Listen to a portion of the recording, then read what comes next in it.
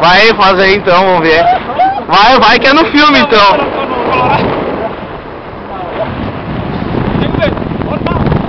Como é que é? Faz aí.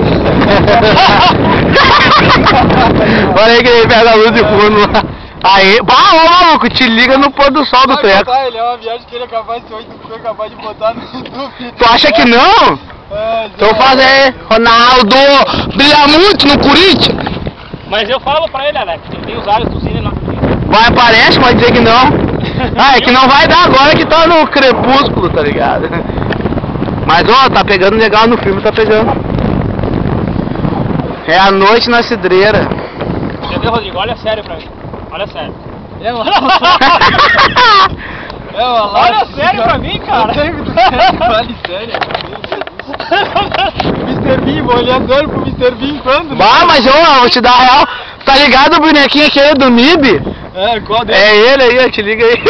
Qual o MIB, cara? Tem o cara, um tiozinho no MIB, que o cara dá um tiro na cabeça e voa a cabeça. É igual, maluco. Vai dizer, não é? É igual, é? Vou ter que refazer minha cabeça de novo. É só os famosos aqui, rapaz. É o Usina e o MIB, então.